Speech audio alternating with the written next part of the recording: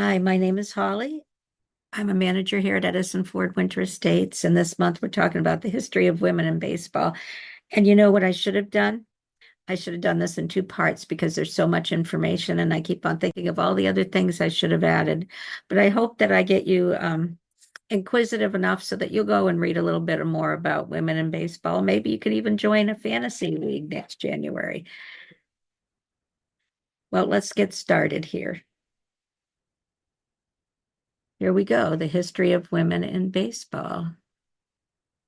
The first organized team of women players is formed when Vassar College, then an all-women's college, started its baseball team. And I have it separated because that's how baseball was written at that time.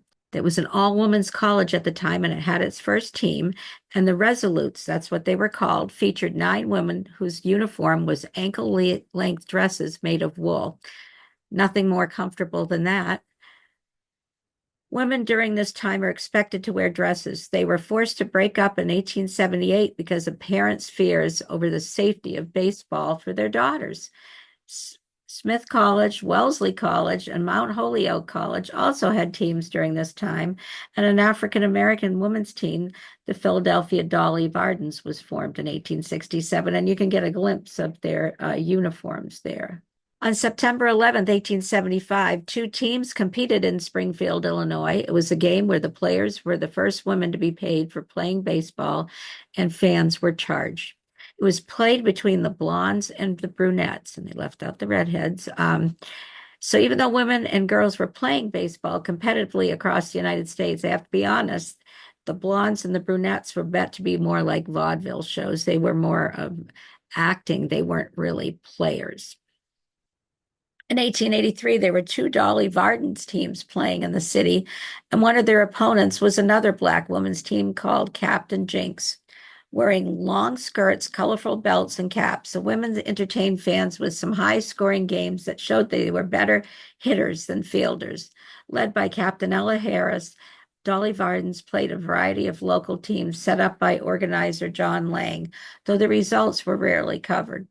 Reporters focused more on their clothing and their gender than they did the games. In 1883, the New York Times reported that Miss Ella Harris was the team captain of the calico-clad Dolly Vardens, and on game day, the opposing team missed the train and had to forfeit. The St. Louis Black Broncos played between 1910 and 1913, and they received better coverage than many of the earlier players.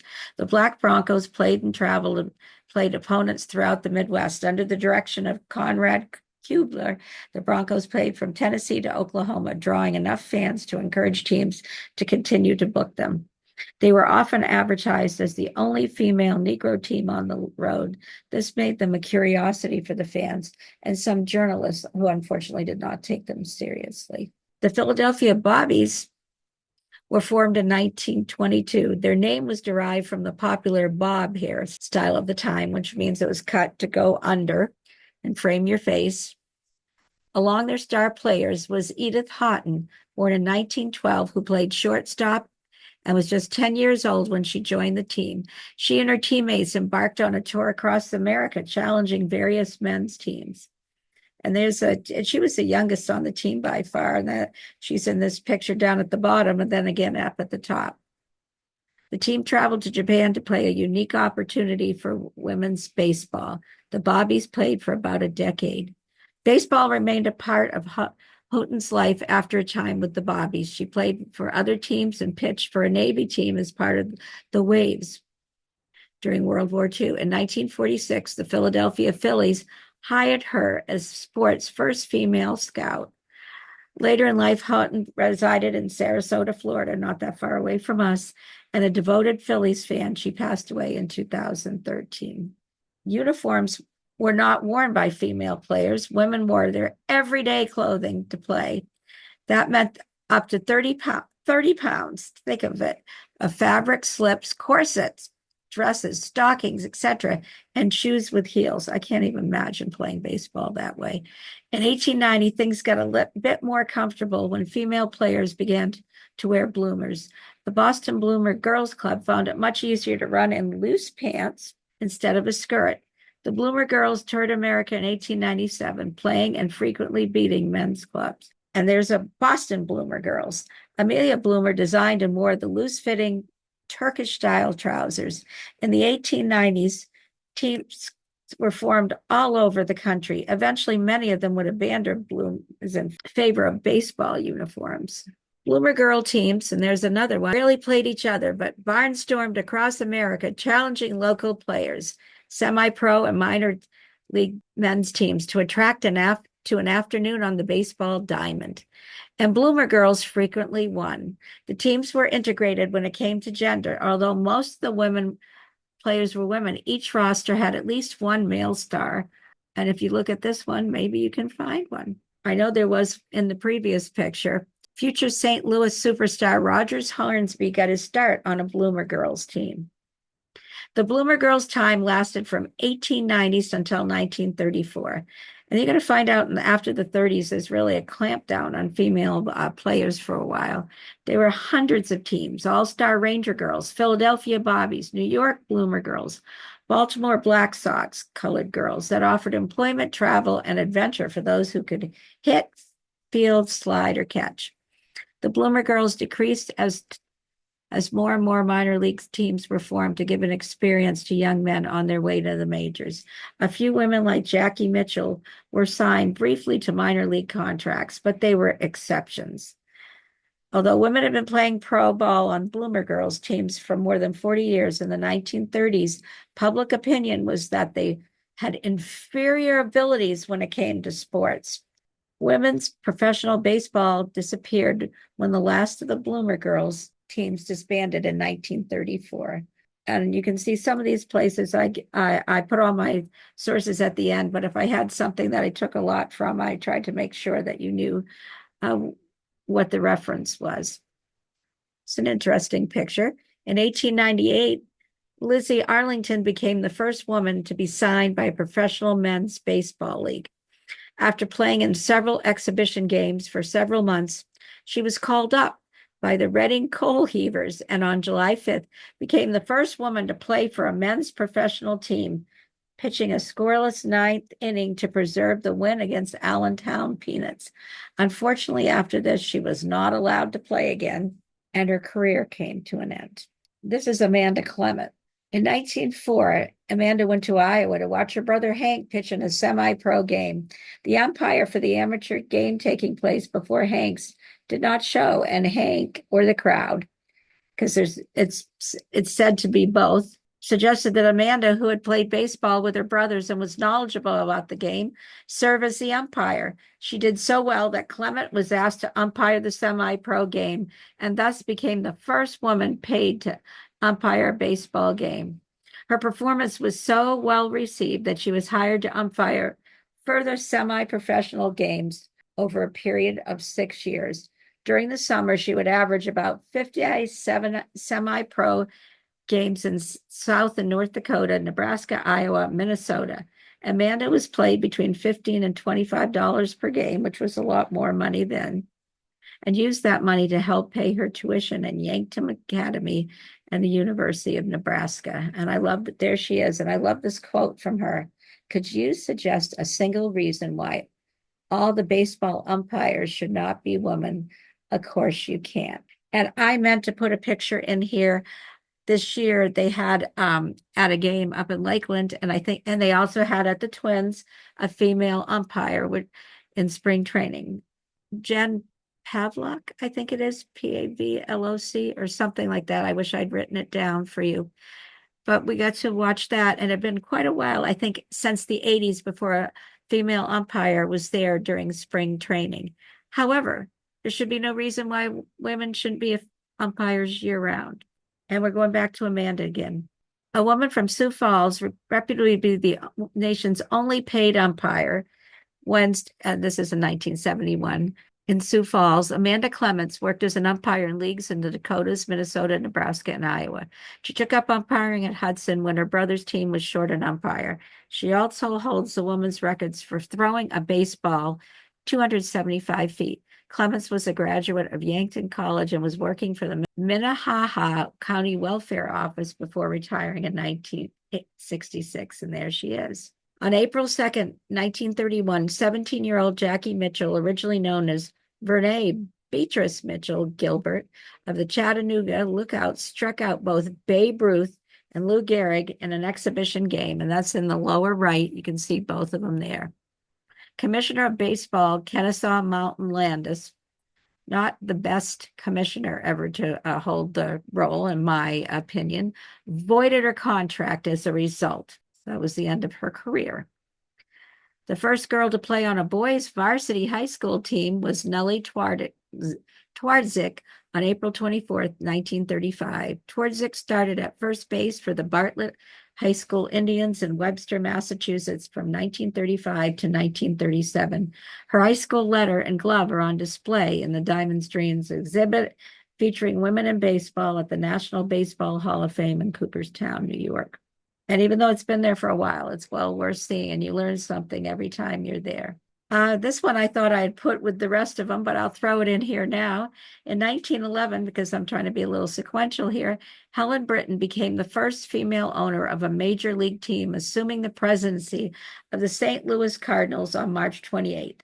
After Britton's uncle, Stanley Robeson, died on March 24th, 1911, she was named the heir of 75% of estate, including all the St. Louis club stock. Britton named the team's ballpark changed the name from League Park to Robeson Park in honor of her uncle. And then eventually there's a time when there's a stadium owned by the Bushes, and it's Bush Stadium. Britton remained the owner of the Cardinals until 1918, when believe it was financial needs, and she sold the team and ballpark to Sam Breeden. And so here we go, Helen Britton, first female owner of a baseball team. And there she is with some other baseball executives who look like they'll be a lot of fun at a party. They look very serious. I'm sure they weren't thrilled having a woman there. And this is from the Florida Memory Project, some of these pictures here. The owner of the Chicago Cubs, Phil Wrigley, concerned about the negative impact of World War II on baseball, formed the All-American Girls Professional Softball League in 1943. Because so many players had gone off to war to play, they wanted to offer an alternative.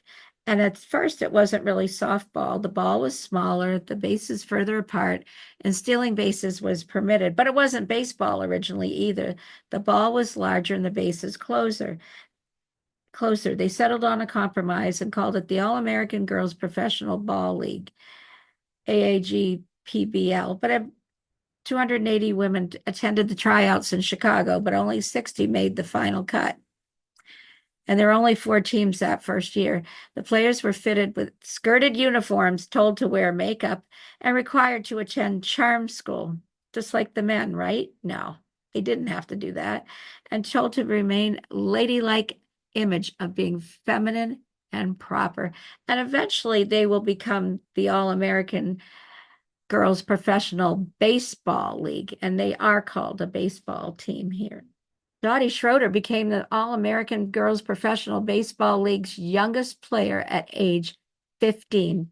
Schroeder was the only girl, though we know she also was a woman, who played all 12 seasons for the All-American Girls Baseball League, and she died at the age of only 68. And this is one of my favorite, Dottie Schroeder, catcher, shouting "play ball," taken in 1948. The All-American Girls Baseball League, I said this before, but they didn't go into all the details, was started in 1943, and it was softball, then ball, then baseball, by Philip K. Wrigley. With the absence of many male baseball players during World War II, Wrigley came up with the idea to maintain a popularity of baseball until the end of the war. Notable players in the league were photographed during their daily activities, and if you go on the Florida Memory Project, you can find them, and training in Opelika, Florida. And why were they there? I guess maybe the weather was favorable. I really don't know the answer to that. And Fort Wayne Daisies player, and by the way, I think I'm in front of a Racine team. There were quite a few after the first year. Marie Wegman of the All-American Girls Professional Baseball League, arguing with umpire Norris Ward in Opelika, Florida. I don't think she was really arguing. I think she was questioning the call, and she was quite tall. She was actually 6'2". Anyway, I bet you're wondering this important question. Does this have anything to do with a league of their own? Well, actually, I did a little reading and I found out that the Hall of Fame originally, back in the 80s, didn't have an exhibit about women in baseball. But when somebody called and wanted to talk to them about it, they did develop one exhibit. This came along later as part of the exhibit because that's a terrible picture that I took, but you can see it's about a league of their own. And it was directed by Penny Marshall, and it was inspired by the exhibit that they did actually create. And it is well worth seeing. I think it's been there since the late 80s. I was fortunate enough to meet a retired vice president from the Hall of Fame, Mr. Ted Spencer.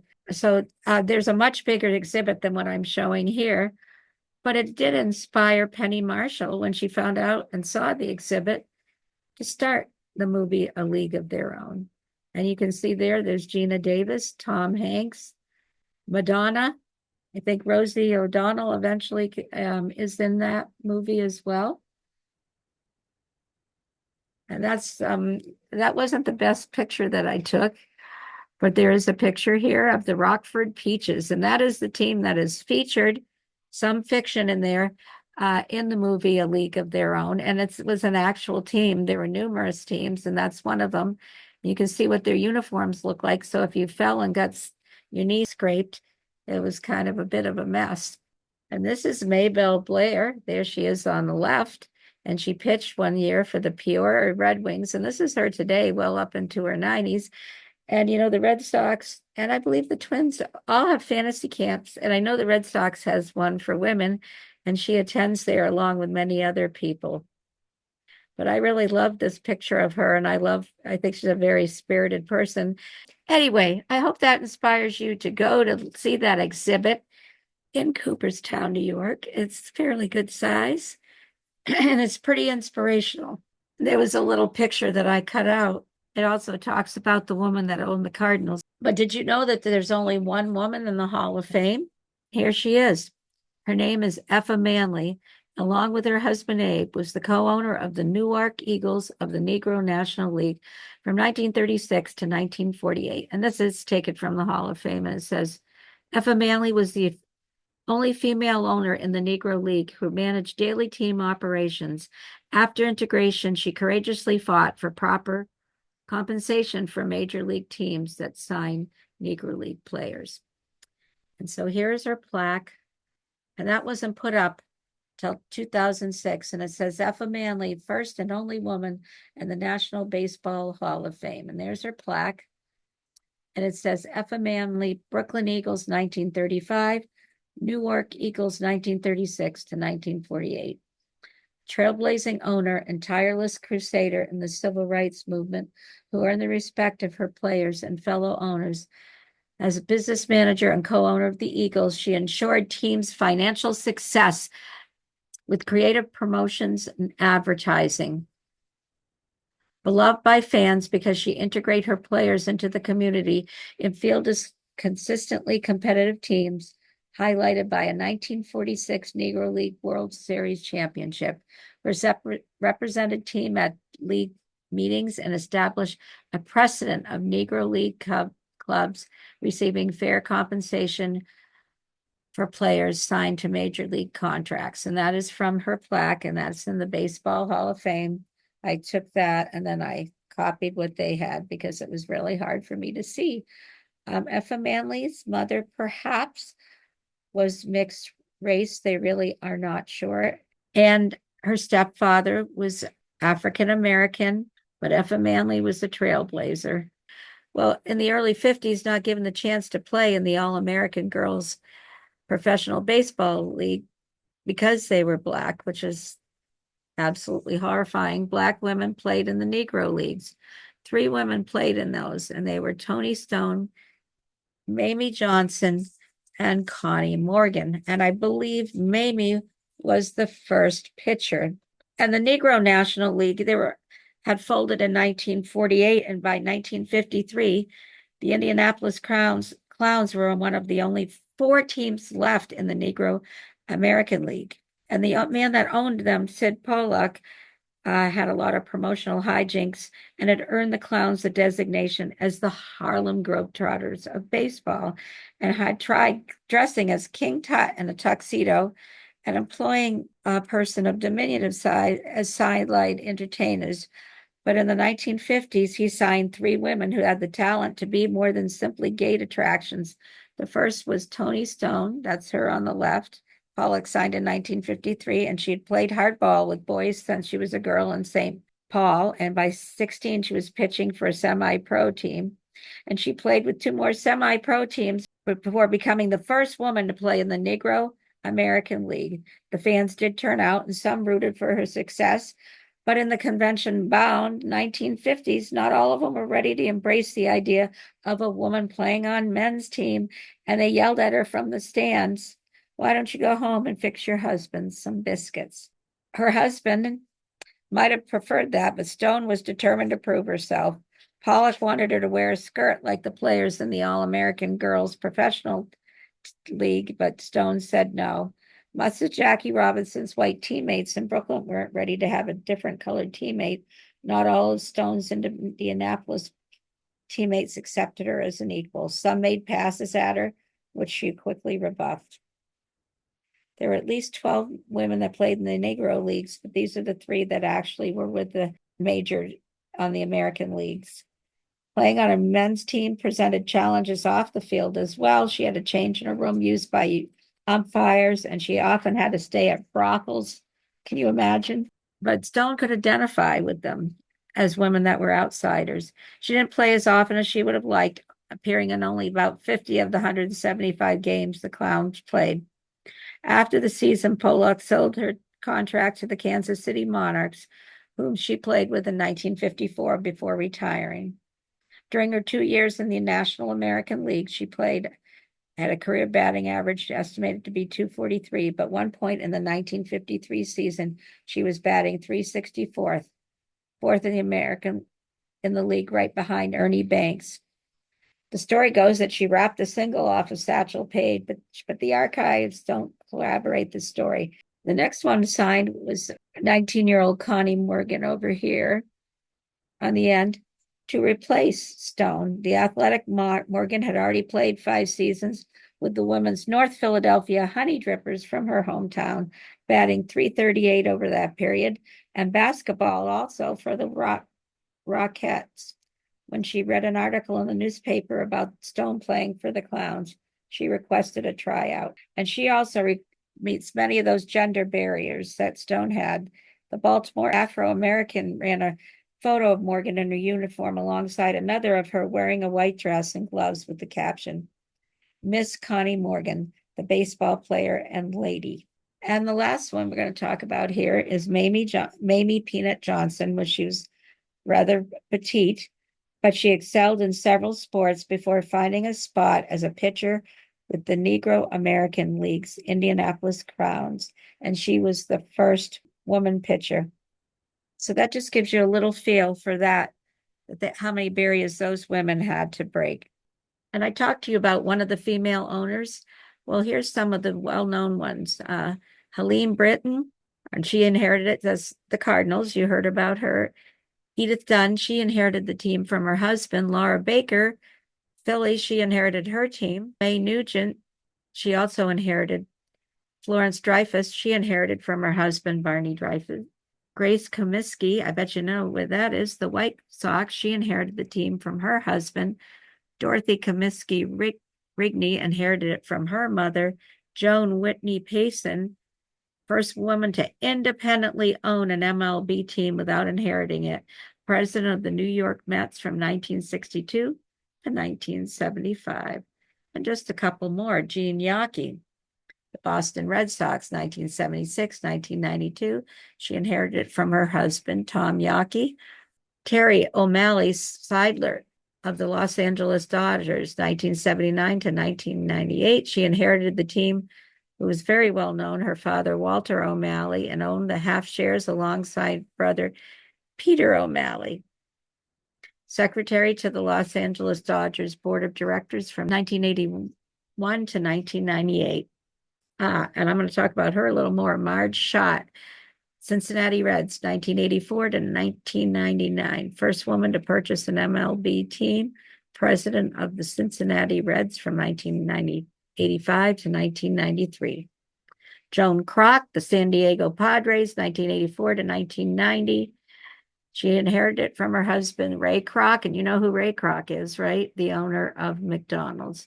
Jackie Autry, the Los Angeles Angels, and they inherited the team from her husband, Gene Autry. And when they won the World Series in 1998 to 1999, I remember, and when they won the World Series, they kept on talking about how happy her husband would have been and how happy she was. But it was after her ownership that they actually won the World Series. Wendy Selig, pre 1998 to 2004, the Milwaukee Brewers team controlling share was transferred from her father, Bud Selig, up upon his becoming commissioner of baseball in 1998. And she was the president of the Milwaukee Brewers from 1998 to 2001. Aha. Sports Illustrated cover. It says the Red Menace. I'll talk about her in a minute. And I did talk about Grace Comiskey, becoming the first woman in the American League to hold a high executive role. She owned the team. She became president, and her daughter inherits the team from her. And then I talked about a couple of other ones that you've already heard about. But this is two women that have independently owned the majority of an MLB franchise without inheriting it. Joan Whitney Payson, previously a minority owner of the New York Giants, was the first owner of the New York Mets and played a big role in bringing the National League back to New York City after the Giants and Brooklyn Dodgers moved to the West Coast. She was the first woman to own a team without having inherited it, and Marge Schott was the first woman to purchase a major league franchise when she bought the Cincinnati Reds in 1984. And you can see it says the Red Menace. She always had a cigarette in her hand. She was somewhat controversial. She could be generous, but then she would do things like make even the manager of the team walk one of her many dogs. Her husband, well, there was a lot of stories about her relationship with her husband, though she missed him greatly, but she bought that team after he passed away. When their team won in 1990, the World Series, they won in 4 games. She was very upset because if they had done a 5th game, she could have made more money. She wouldn't pay for their party. She made them pay for it. She could be very racist, making inappropriate remarks, making remarks favorable to the Nazis. And she got suspended for a year, I believe. I know that because of the mouth she had on her. And she was a pretty tough character. And eventually she's kind of pushed into selling her team.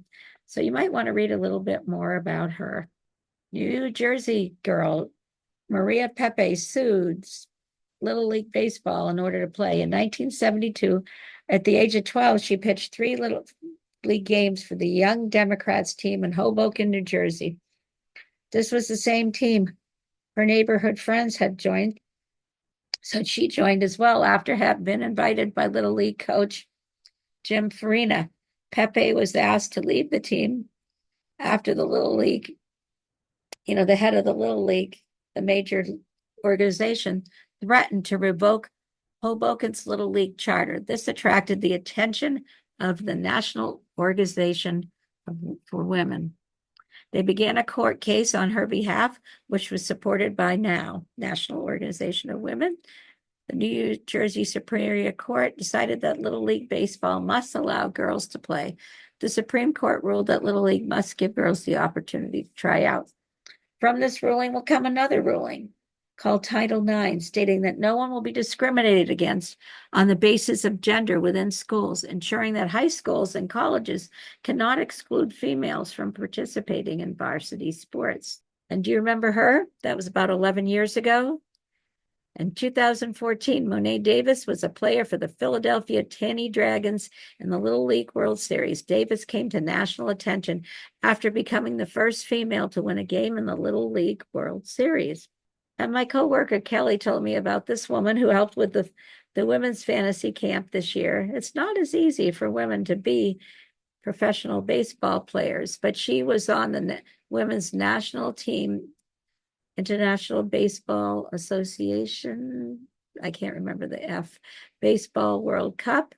She won the gold medal in 2004. She's also been assistant coach 2019, 22, 23, and 24 on the Women's World Cup baseball finals. She's been an assistant coach. She's been a member of the coaching staff. She's been on the Roy Hobbs teams that come here or coaching them. She started out in high school very competitive and turned down a college scholarship because she wanted to be a ball player. She was a women's professional pro baseball league, 1997 and 98, and she was on the USA national team. I got a chance to interview her, and she was on professional league. I don't think it was easy. She was also teaching as a PE teacher, but she did give that up because just the time that it took to do that and the time that she had to be on the road and away doing things for baseball.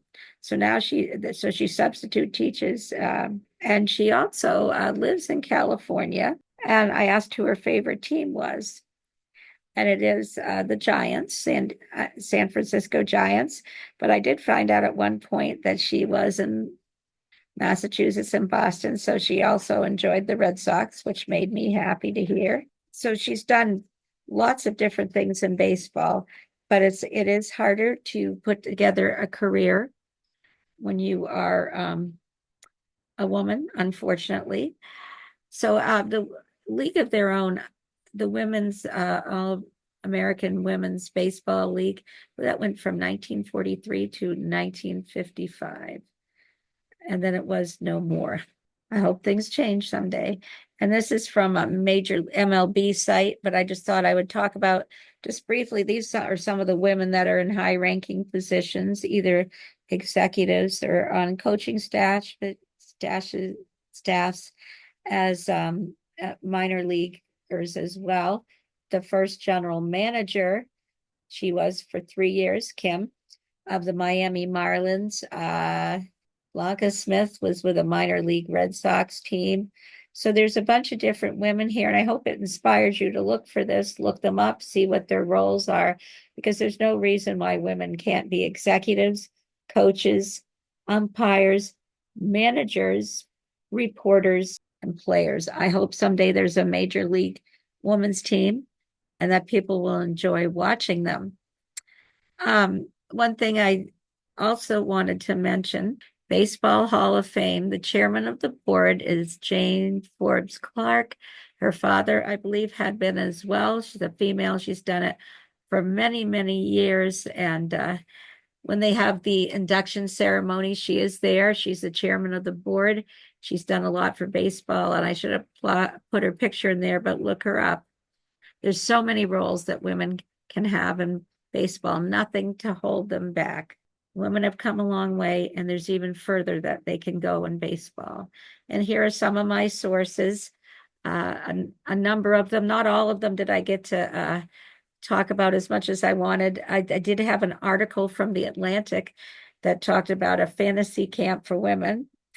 It was with the Yankees, a direct competitor of my Red Sox team, but I still think women getting to do fantasy camp, and they do get to do it with the Red Sox as well. I think that's amazing. So I thank you so much for joining me, and I hope to see you next month. So I hope you will join me, and thank you for joining me now.